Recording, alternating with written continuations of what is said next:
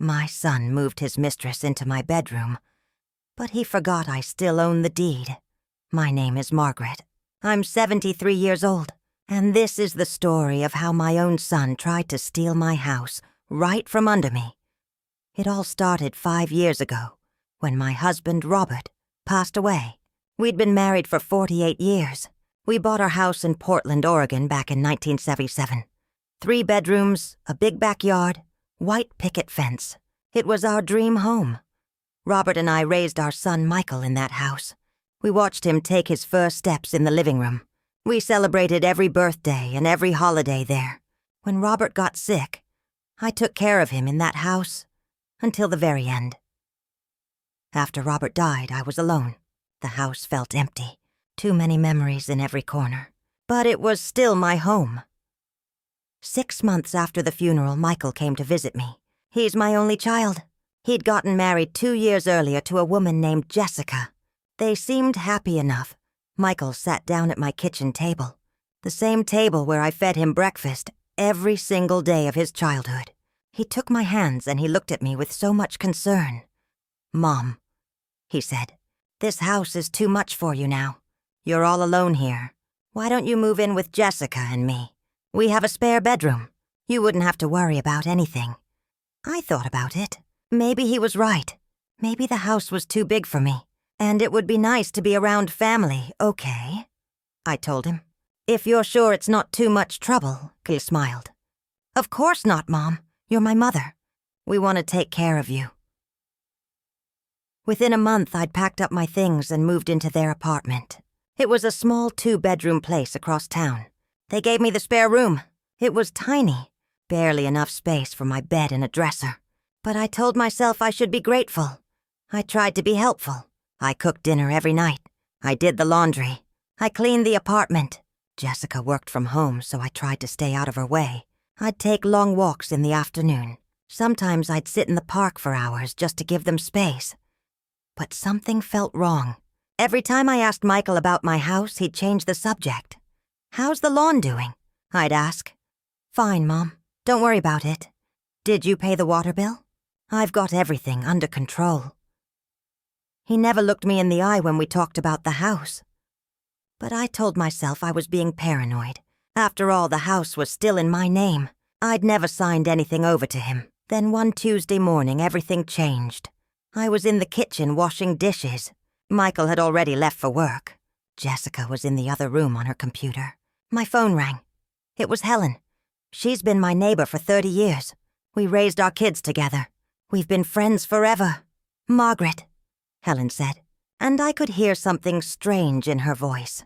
"I don't know if I should tell you this, but there are people living in your house." I dropped the plate I was holding. It fell back into the sink. "What do you mean people are living in my house?" "I've been seeing lights on at night," Helen said. "Cars in the driveway. Yesterday I saw a woman watering your garden. A young woman, maybe 30 years old. I thought maybe you'd rented the place, but then I realized you would have told me." My heart was pounding. "I'll call you back, Helen." I hung up. I stood there in Jessica's kitchen trying to breathe. This couldn't be real. Michael wouldn't do that. He wouldn't move someone into my house without telling me. I walked into the living room. "Jessica," I said, "is someone living in my house?" She looked up from her laptop. For just a second, I saw something in her face. Then she smiled. That cold smile she always gave me. "I don't know what you're talking about. You'll have to ask Michael." I couldn't wait for Michael. I called a taxi right then and there. I gave the driver my old address. The whole drive. My hands were shaking. When we pulled up to my house, I saw it immediately. There was a car in the driveway I didn't recognize. The lawn had been mowed. There were new curtains in the windows. And then I saw her. A young woman came out my front door carrying a garbage bag. She had long dark hair. She was wearing jeans and a t-shirt. She walked to the garbage cans like she owned the place. I paid the taxi driver and got out. The woman saw me and stopped. "Can I help you?" she asked. "I'm Margaret," I said. "This is my house." Her face went white. "Oh my God," she said. "Michael told me. He said you were in a nursing home. He said you had dementia. I felt like someone had punched me in the stomach. He told you I had dementia?" "He said you didn't recognize him anymore," she said. "He said you'd signed the house over to him. He said it was his now." I couldn't breathe. My own son. He'd told this woman I was senile. He'd told her I was in a nursing home. He'd lied to her so he could move her into my house. "What's your name?" I asked. "Amber," she said quietly. "I'm so sorry. I didn't know. Michael and I have been together for 8 months. He told me he was getting divorced. He said this was his house. 8 months. I'd been living with Michael for 6 months. That meant he'd started this affair before I even moved in with them." "How long have you been living here?" I asked. 2 months, Amber said. She was crying now. "He gave me a key. He told me it was fine. I gave up my apartment to move here." I looked at her. She wasn't the villain here. She was another victim of my son's lies. "Amber," I said, "you need to pack your things and leave. This is my house. You have no right to be here." "I understand," she said. "I'll be out today. I'm so sorry." I stood there in my driveway. The driveway where Robert and I used to wash the car, where Michael learned to ride his bike. And I realized something. Michael had made a big mistake. He thought I was too old to fight back. He thought I was too weak. He thought I'd just accept whatever he told me. But he forgot one thing. The deed to this house was still in my name. The house was mine, not his. I pulled out my phone and called my attorney. Lawrence Brennan had been our family lawyer for 20 years. "Lawrence," I said, "I need your help. My son has been lying to me and I need to know where I stand legally." I met with Lawrence that afternoon. He pulled up the deed records. Yes, the house was entirely in my name. Yes, Michael had no legal claim to it. And yes, what he'd done could be considered trespassing or even fraud. That evening I went back to Michael's apartment. I acted normal. I made dinner. I set the table. I smiled and nodded while they talked. But inside I was planning. I waited 3 more days. 3 days of pretending nothing had happened. 3 days of playing the grateful mother. Then on Friday, I told Jessica I was going to visit Helen. Instead, I went to my house. Amber had already moved out. The house was empty. I walked through every room. This was where Robert and I danced in the kitchen. This was where Michael took his first steps. This was where I held Robert's hand when he died. Michael had tried to steal all of that from me. I called a locksmith. Within 2 hours, all the locks were changed.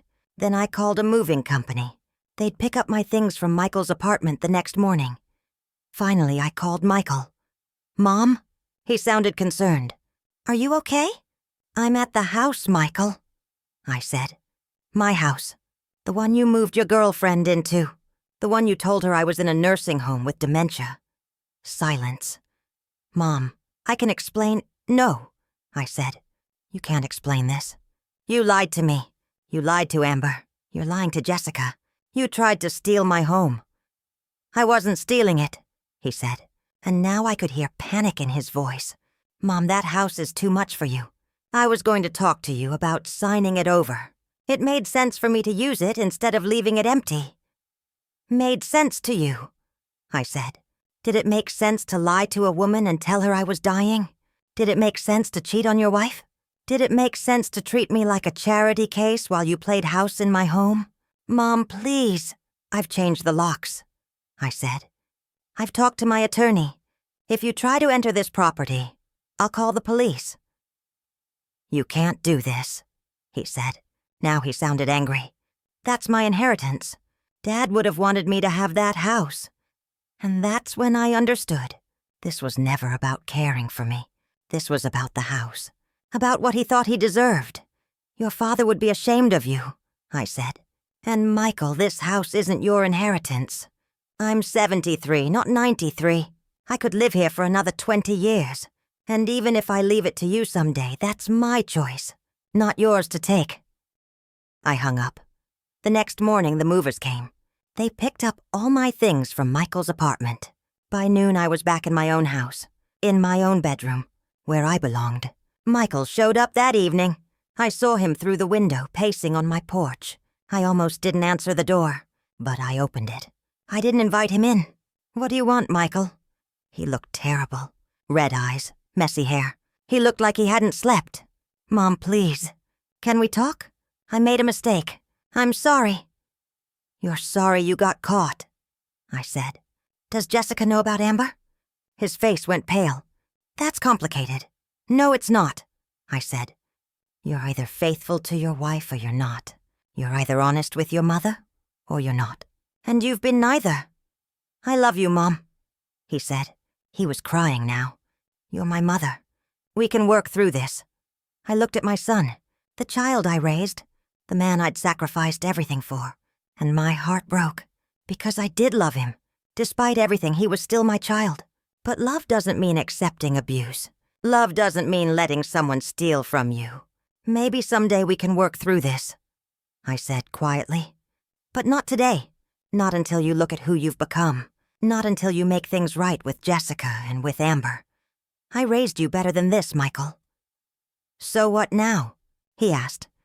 "I'm going to live in my house," I said. "The house that's in my name. And you're going to figure out who you want to be." I closed the door. He stood there for 5 more minutes. Then he left. That was 3 months ago. Michael has texted me a few times, never really apologizing, never taking responsibility, just dancing around it. Jessica filed for divorce last month. I heard it from Helen. Apparently, Jessica had suspected the affair for a while, but what Michael did to me was the final straw. As for Amber, she actually came by a month later. She wanted to apologize in person. We sat on my porch and talked. She'd believed everything Michael told her. She'd given up her apartment, planned a whole future based on lies. "You weren't the villain," I told her. "You were just another person my son manipulated." We had tea, and by the time she left, we both felt better. These days I'm doing well. Better than I've been in years, actually. I've reconnected with old friends I hadn't seen since Robert's funeral. Women I used to meet for lunch. Friends from church. People I'd lost touch with during those dark months living at Michael's apartment. I joined a book club at the library. We meet every Thursday afternoon. Last week we discussed a mystery novel, and I actually solved it before the ending. The other ladies were impressed. One of them, Patricia, invited me to her grandson's graduation party next month. She said, "Margaret, you're family to us now." I started volunteering at the library 3 days a week. I help with the children's reading program. Kids come in after school and I read to them. Their faces light up when I do different voices for the characters. It reminds me of reading to Michael when he was small, before everything got so complicated. My house feels like home again. Really feels like home. Not just a place where I sleep, but where I live. Where I belong. I've made some changes. I painted the guest room a soft yellow color. Robert always said that yellow was a happy color. I replaced the old carpet in the hallway with hardwood floors. They're easier to clean, and they look beautiful. I planted new roses in the garden. Robert and I used to spend every Sunday morning working in that garden together. He'd prune the bushes while I planted flowers. We'd have our coffee out there and plan our week. Now when I work in the garden, I talk to him. I tell him about my day, about the book club, about the kids at the library. Sometimes I think he can hear me. Helen comes over for coffee twice a week. Last Tuesday, we sat on my porch and watched the sunset. She turned to me and said, "Margaret, you seem different. Lighter somehow." And she was right. I do feel lighter. Like a weight has been lifted off my shoulders. For so long, I felt like a burden. Like I was in the way. Like I didn't matter anymore. Now I know better. I'm thinking about taking a trip to San Francisco next spring. Robert always wanted to go. We'd talk about it, make plans, but something always came up. Michael's school events. Robert's work schedule. Then Robert's illness. We just never made it. Well, I'm going to make it now. I've already started looking at hotels. Maybe I'll go in April when the weather is nice. I'll walk across the Golden Gate Bridge for both of us. I've also been thinking about updating my will. Not out of spite. Not to punish Michael. But because I want my assets to go to people and places that matter to me. The library where I volunteer. The church where Robert and I got married. Maybe a scholarship fund for kids who want to go to college. My attorney Lawrence said it's smart to review these things regularly anyway. He's helping me set everything up properly. Making sure all my documents are in order. Making sure no one can challenge anything or forge my signature. I never thought I'd have to protect myself from my own son. But here we are. People ask me if I regret how I handled things with Michael. They think I was too harsh. They say family is family. They say I should forgive and forget. My neighbor across the street, Mrs. Patterson, stopped me last week while I was checking my mailbox. She said, "Margaret, surely you miss your son. Maybe you should reach out to him. Life's too short to hold grudges." I smiled at her politely, but inside I was thinking about how people don't understand unless they've lived it. This wasn't about holding a grudge. This wasn't about being petty or vindictive. This was about self-respect, about boundaries, about refusing to let someone treat me like I'm disposable. My friend Susan from book club said something interesting last month. She said, "Margaret, you're not punishing Michael. You're protecting yourself. There's a difference." And she was right. I'm not trying to hurt my son. I'm trying to show him that actions have consequences, that you can't lie to people, manipulate them, steal from them, and expect everything to just go back to normal. I think about the 6 months I lived in that tiny spare bedroom, how I tried so hard to be helpful, to earn my keep, to not be a burden. I'd tiptoe around the apartment. I'd skip meals if I thought I was eating too much of their food. I'd apologize for taking up space. And the whole time, Michael had moved his mistress into my house, into the bedroom I'd shared with Robert for 48 years, into the home we'd built together. The betrayal still stings when I think about it. Not just that he cheated on Jessica, not just that he lied, but that he looked at his own mother and saw an obstacle, something to be moved out of the way, someone whose home could be stolen, while she was conveniently tucked away in a spare bedroom across town. I wonder if he ever felt guilty when he'd come home to Jessica while Amber was sleeping in my bed, when he'd sit across from me at dinner knowing what he'd done, when I'd ask about the house and he'd lie straight to my face. Did he feel anything at all? Or had I raised a man who only cared about what he wanted? I don't have the answer to that. Maybe I never will. What I do know is this. I spent too many years putting everyone else first, being accommodating, being understanding, making excuses for bad behavior because family is family. Well, I'm done with that. I'm 73 years old. I don't know how many years I have left, and I refuse to spend them letting people walk all over me. Helen told me something her late husband used to say. You teach people how to treat you. If you accept disrespect, people will keep disrespecting you. If you accept lies, people will keep lying to you. I taught Michael that his behavior was unacceptable. I taught him that I have value, that I deserve honesty and respect, that I'm not just an inheritance waiting to happen. Maybe he'll learn from this. Maybe he won't. But at least I'll know I stood up for myself. Michael made his choices. He chose to lie, to cheat, to manipulate. Those choices have consequences. Maybe someday he'll truly apologize. Not because he wants something, but because he genuinely regrets what he did. Maybe someday we'll rebuild our relationship. But in the meantime, I'm living my life. In my house. The house I own. The house my son forgot was still legally mine when he tried to take it. Some people call me cold, unforgiving. But I call myself something else. A woman who knows her worth. A woman who refuses to be treated as disposable. Michael forgot that I still own the deed to this house. But more importantly, he forgot that I'm still the same woman who raised him, who taught him right from wrong, who built a life alongside his father. He forgot that I'm not weak. I'm not helpless. I'm not confused. He forgot that I'm his mother. And his mother is a lot stronger than he ever gave her credit for. And that was his biggest mistake of all. If you've experienced something similar, know this. It's okay to set boundaries. It's okay to demand respect. Being someone's parent doesn't mean accepting mistreatment. Love yourself enough to stand up for what's right, even when it's hard, especially when it's hard. This is Margaret's story, but it could be anyone's story. Protect your assets, know your rights, and never let anyone make you feel like you're less than you are. Thank you for listening.